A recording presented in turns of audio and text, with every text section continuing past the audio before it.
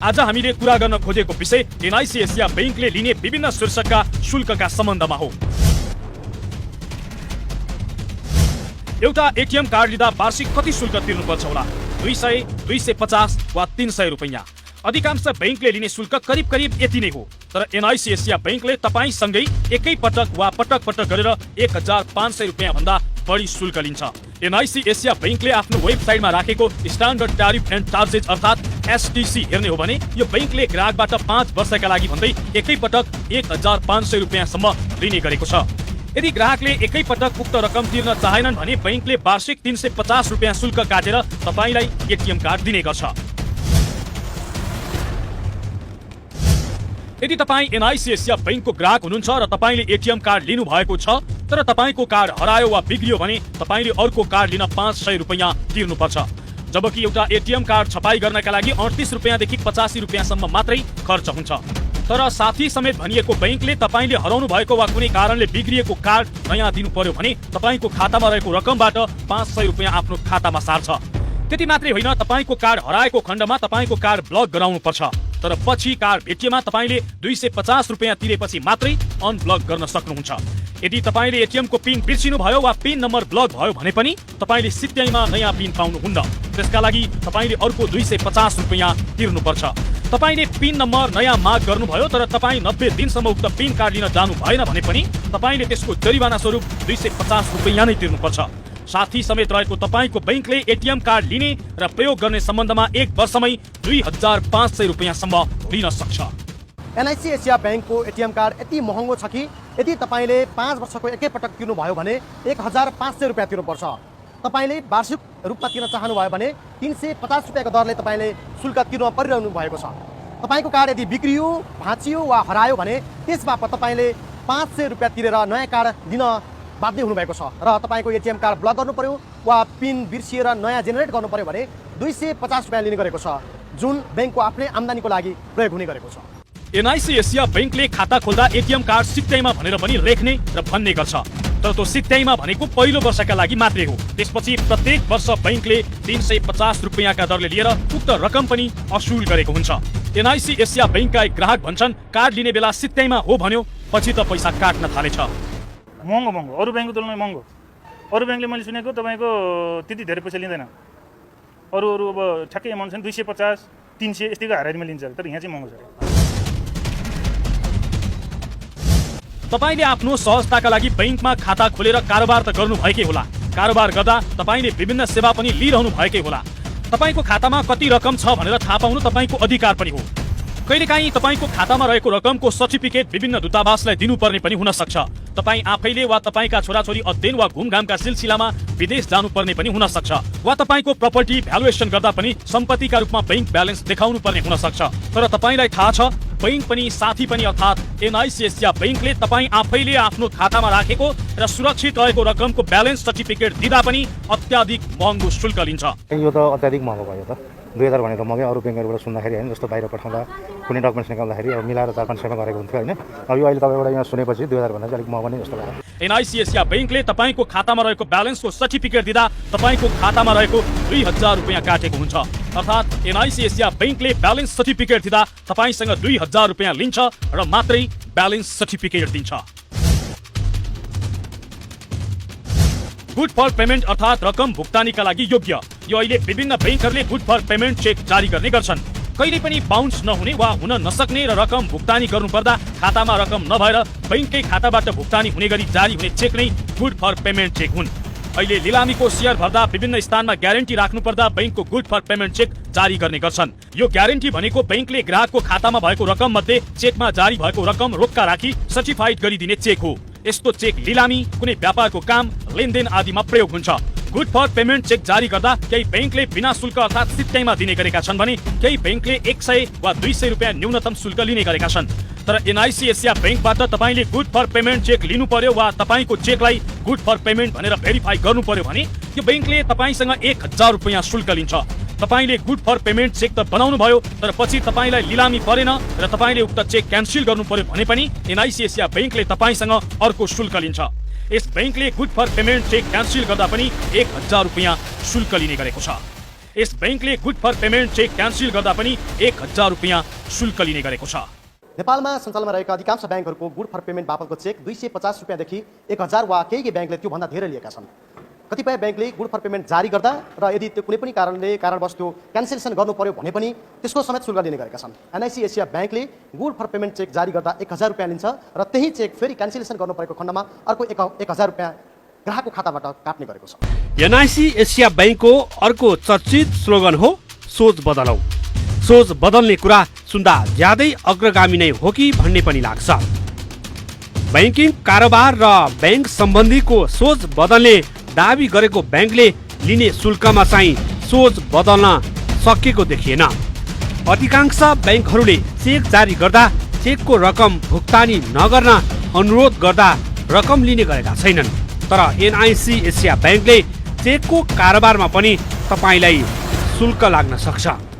NIC बैंकले जारी गरेको स्ट्यान्डर्ड ट्यारिफ एन्ड चार्जेस अर्थात् एसटीसीमा उल्लेख भए अनुसार यदि ग्राहकले जारी गरेको चेक भुक्तानी नगर्न अनुरोध गरेमा उसले तपाईको खाताबाट 750 रुपियाँ काट्छ र आफ्नो आम्दानीमा लैजान्छ। कुनै कारणवश तपाईको चेकबुक हरायो र तपाईले नयाँ चेक बनाउनु पर्यो भने तपाईले हराएको चेकको रकम 750 रुपियाँ तिर्नुपर्छ। यदि तपाईँ आफ्नो खाता रहेको शाखाभन्दा फरक शाखामा पुग्नु भयो र चेकको भुक्तानी रोक्का वा नयाँ चेकबुक बनाउनको लागि अनुरोध गर्नुभयो भने तपाईले 850 रुपियाँ तिर्नुपर्छ। तपाईले चेक त जारी गर्नुभयो तर तपाईको खातामा रकम नै भएन वा कुनै कारणवश खातामा भएको रकम भन्दा बढी चेक जारी भएको रहेछ भने पनि बैंकले उक्त चेकको भुक्तानी त गर्दैन नै, तपाईको खाताबाट समेत 100 रुपियाँ काटेर आफ्नो आम्दानीमा पार्छ।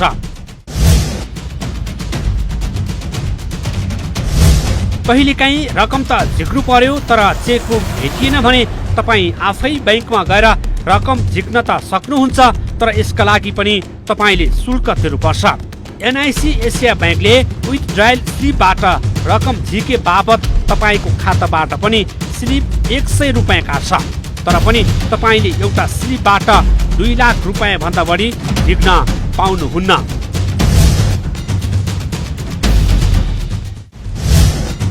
तपाईले एनआइसी एसिया बैंकमा खाता खोल्नु भएको छैन र खोल्नु इच्छा मात्रै व्यक्त गर्नुहोस्। बैंकका कर्मचारी तपाईका घरसम्म आइपुग्न सक्छ। ग्राहक बनाउन र बढाउनको लागि एनआइसी एसिया बैंकले आफ्नो कर्मचारीलाई टार्गेट नै दिएको हुन्छ। जागिर सुरक्षित गर्ने हो भने बैंकको ग्राहक संख्या बढाउने गरी कर्मचारीले टार्गेट पूरा गर्नै पर्छ। त्यसकारण पनि कर्मचारी घरसम्म पनि आइपुग्छन्। खाता खोल्ने समयमा बैंक नम्बर 1 वा उत्कृष्ट भन्दै ग्राहकलाई लोभ्याउँछन् पनि। विभिन्न सेवा सित्तैमा भन्दै फारम भरिदिने गर्छन्। तर खाता खोल्न जति सजिलो छ बन्द गर्न चाहिँ तपाईले शुल्क तिर्नुपर्छ।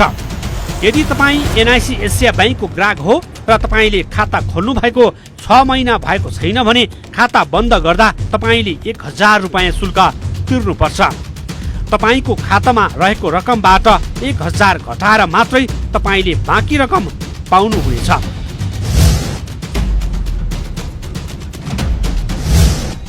बैंकिङ सेवामा आधारभूत सेवा मानिएको मोबाइल बैंकिङ र एसएमएस बैंकिङमा पनि एनआइसी एसिया बैंकले चर्को शुल्क लिने गरेको छ। अधिकांश बैंकले सित्तैमा दिएको वा अधिकतम वार्षिक 300 रुपियाँ लिने गरेको इन्टरनेट बैंकिङ सेवा लिन एनआइसी एसिया बैंकमा वार्षिक 500 रुपियाँ तिर्नुपर्छ। त्यसपछि वार्षिक शुल्क बापत तपाईले वार्षिक 300 रुपियाँ बुझाउनु पर्छ। यदि खाता संस्थाको नाममा हो भने इन्टरनेट बैंकिङ सुविधा लिन 1000 रुपियाँ बुझाउनु पर्छ भने वार्षिक नवीकरण शुल्क 750 रुपियाँ बुझाउनु पर्छ। अनि तपाईले इन्टरनेट बैंकिङको पिन वा पासपोर्ट बिर्सनु भयो भने पनि बैंकले खाताबाट 100 रुपियाँ काटेपछि मात्रै तपाईले नयाँ पासपोर्ट वा पिन कोड पाउनुहुनेछ।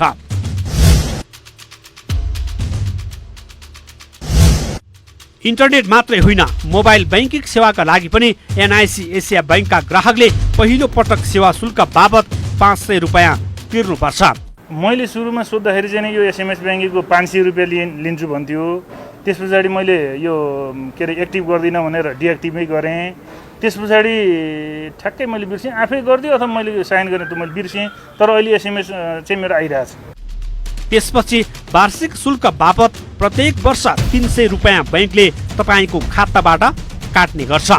यदि तपाईँले पिन बिर्सनु भयो वा तपाईँको पिन ब्लक भयो भने पनि बैंकले प्रत्येक पटक 50 रुपियाँ लिएर मात्रै तपाईँको पिन रिजेनेरेट गरिदिन्छ। एनआइसी एसिया बैंकलाई हेर्ने हो भने उसले एटिएम कार्ड फ्री भनेको छ, तर पहिलो वर्षका लागि। कतिपय अवस्थामा मोबाइल ब्याङ्किङ र इन्टरनेट ब्याङ्किङ पनि फ्री भनेको छ, त्यो पनि पहिलो वर्षको लागि मात्रै। तर त्यसपछि तपाईँले तिर्ने पैसा, तपाईँको खाताबाट घटेको पैसा याद गर्नुहोस्। एउटा एसएमएस ब्याङ्किङ बापत तपाईँले वार्षिक 500 रुपियाँ तिर्नु परिरहेको छ भने इन्टरनेट ब्याङ्किङ बापत पनि त्यही मूल्यमा रकम तिर्नु परेको छ। जबकि नेपालका समग्र ब्याङ्कको अवस्था हेर्ने हो भने मोबाइल ब्याङ्किङ र इन्टरनेट ब्याङ्किङमा वार्षिक 300 रुपियाँ भन्दा बढी कुनै ब्याङ्कको छैन। तर एनआइसी एसिया ब्याङ्कमा तपाईँले वार्षिक 500 रुपियाँ तिरेर मोबाइल ब्याङ्किङ प्रयोग गर्नु परेको छ भने अर्को थप 500 तिरेर इन्टरनेट ब्याङ्किङ प्रयोग भइरहेको छ। यी शुल्क त बैंकले प्रत्यक्ष लिने शुल्कहरू हुन्। यी सबै शुल्कबारे बैंकले प्रत्येक ग्राहकलाई जानकारी दिनुपर्छ र ग्राहकले देख्ने गरी राख्नुपर्ने हुन्छ। तर पनि एनआइसी एसिया बैंकले प्रत्येक शाखामा यस्तो सूचना नराखेर ग्राहकले भेट्टाउन नै मुस्किल पर्ने गरी वेबसाइटमा राख्ने गरेको छ, जुन सामान्य सर्वसाधारण ग्राहकले भेट्टाउन नै सक्दैन। बैंकले आफ्नो नारामा सोच बदलौँ त भनेको छ, तर आफ्नै ग्राहकको ढाड सेक्ने गरी लिएको शुल्क माथिको आफ्नो व्यापारिक सोच भने बदलेको छैन। सुरुमा ग्राहकलाई कुनै जानकारी नदिने तर खाता खोलेर कारोबार सुरु गरेपछि यो वा त्यो बहानामा अत्याधिक महँगो शुल्क लिने गरेको पाइएको छ। नेपालमा सञ्चालित बैंकहरू मध्ये सेवा शुल्कका दृष्टिकोणले यो बैंक सबैभन्दा महँगो पाइएको छ। बैंकले तपाईँलाई भन्छ एटिएम कार्ड फ्रीमा दिन्छौँ, मोबाइल ब्याङ्किङ पनि फ्रीमा दिन्छौँ र इन्टरनेट ब्याङ्किङ पनि फ्रीमा दिन्छौँ। तर तपाईँले कहिले तपाईँको आफ्नो खाता चेक गर्नुभएको छ? छैन भने एकपटक चेक गर्नुहोस्। तपाईँलाई सित्तैमा दिने भनेको सर्भिस तपाईँले खाता सञ्चालन गरिन्जेल दिएको छ वा निश्चित समयको लागि दिएको छ। पछिल्लो समय नेपाल राष्ट्र ब्याङ्कद्वारा ब्याङ्कहरूले लिन पाउने सेवा शुल्क लगायतमा केही कडाई गरेको भए पनि सिलिङ भने तोकेको छैन। ब्याङ्कबाट ऋण लिँदा लिने सेवा शुल्क तोके पनि अन्य सेवाको शुल्क तोकेको छैन। खुल्ला बजार नीति र अर्थव्यवस्था भन्दै ब्याङ्कहरू आफैलाई शुल्क तय गर्न छोडिदिँदा एनआइसी एसिया ब्याङ्कले आफ्नो आम्दानीको ठूलो हिस्सा यस्तै सेवा शुल्कलाई बनाउने गरेको छ। एनआइसी एसिया ब्याङ्कले लिने गरेको शुल्कको सम्बन्धमा कुरा गर्न जनता टेलिभिजनले पटक पटक म्यासेज र टेलिफोन गरेको भए पनि ब्याङ्कले यसबारेमा केही कुरा बोल्न मानेन। जनता टेलिभिजनले ब्याङ्कका CEO Roshan Kumar Neupane, chief information officer अर्थात् सिआइओ सुधीरनाथ पाण्डे र प्रेस संयोजक गणेश खनियासँग पटक पटक सम्पर्क गरे पनि उनीहरू बोल्न मानेनन्। पब्लिक प्लेस हो नि सर, ब्याङ्क पब्लिक प्लेस होइन। अनि तपाईँले खिच्दा तपाईँलाई यत्रो आपत्ति तपाईँको भित्र प्रिमिसेसभित्र गर्दा खिचेको छैन मैले त होइन। सुन, तपाईँको मैले काउन्टरमा गएर क्यास काउन्टरमा गएर खिचेको होइन हो, होइन भने तपाईँले किन डिस्टर्ब गर्नुहुन्छ क्या मलाई मेरो काम गर्न दिनुहोस् न। तपाईँले मलाई मेरो काम गर्न दिनुहोस् होइन। तपाईँको मैले क्यास काउन्टरभित्र गएर खिचेको छैन नि सर। यता नेपाल राष्ट्र ब्याङ्क भने ब्याङ्कहरूलाई सेवा शुल्कका सम्बन्धमा स्वतन्त्र छाडिएको बताउँछ। राष्ट्र ब्याङ्कका प्रवक्ता डाक्टर गुणाकर भट्ट कुन सेवामा कति शुल्क लिने भनेर ब्याङ्कलाई नबाँधिएको भए पनि ब्याङ्कले खर्च अनुरूप आफै शुल्क निर्धारण गर्नुपर्ने बताउँछन्। खुल्ला बजारमा हामी छौँ, ओपन मार्केट इकोनोमीमा छौँ। हरेक कुरा रेगुलेटरले रेगुलेटै गरिदिने हो, तोकिदिने हो भने त खुल्ला बजार अर्थतन्त्रको पनि अर्थ रहँदैन। र हामीले चाहिने सकेसम्म बजारले प्रतिस्पर्धात्मक ढङ्गले सेवा दियोस् होइन, प्रतिस्पर्धात्मक ढङ्गले आफ्नो चाहिने लागत निर्धारण गरोस् भन्ने रेगुलेटरको सरकारको चाहना हुन्छ। तर त्यो व्यवस्थापन गर्न सकिएन, मार्केटले सकेन, त्यसलाई मार्केट फेलियर भनेर भनिन्छ। भने मार्केट फेलियरको उदाहरण हो त्यो चाहिने कि कस्टमरको त्यहाँ प्रोटेक्सन हुन सकेन, कस्टमरबाट चाहिने तारन्तार गुनासो आउन थाल्यो भने त्यसलाई सम्बोधन गर्नुपर्ने रेगुलेटरले हुन्छ। तर ब्याङ्कहरूले भने आफ्नो लागत मूल्यभन्दा पनि ग्राहकबाटै कसरी रकम असुल्ने र नाफा कमाउने भनेर ध्यान केन्द्रित गर्ने गरेका छन्। राष्ट्र ब्याङ्कका प्रवक्ता डाक्टर भट्ट राष्ट्र ब्याङ्कले सेवा शुल्क वा अन्य शुल्कका सम्बन्धमा बिस्तारै नियन्त्रण गरिरहेको भन्दै आवश्यक परे हरेक सेवा शुल्कमा सिलिङ तोक्न सकिने बताउँछन्। उपभोक्ताको प्रोटेक्सन इम्पोर्टेन्ट छ। नेपालमा वित्तीय ग्राहकहरूको संरक्षण भएन भन्ने गुनासो थियो। त्यसलाई सम्बोधन गर्नका लागि हामीले सेवा शुल्कलाई अहिले ऱ्यासनलाइज गऱ्यौँ। तपाईँको 3-4% पनि सेवा शुल्क लिने भन्ने गुनासो थियो भने अब अहिले त्यसलाई अत्यन्त व्यवस्थित बनाइएको छ। त्यही क्रममा अन्य शुल्कहरूलाई पनि चाहिने ब्याङ्कहरूले ठुलो कमाउने माध्यम, त्यसमा फेरि डिस्क्रिसनरी प्र्याक्टिस हुने, जसले बोल्न सक्दैन, जसले भन्न सक्दैन, जसको चाहिँ त्यहाँ कोही चिनेको मान्छे छैन उसले बढी तिर्नुपर्ने, चिनजानको भरमा चाहिँ कम शुल्कमै पनि त्यो लिन सकिने त्यो सेवा त्यो नहोस् भनेर पनि यो व्यवस्था गरिएको हो। अहिले राष्ट्र ब्याङ्कले देशभरका जुनसुकै एटिएमबाट पैसा झिके पनि पैसा नलाग्ने बनाएको छ।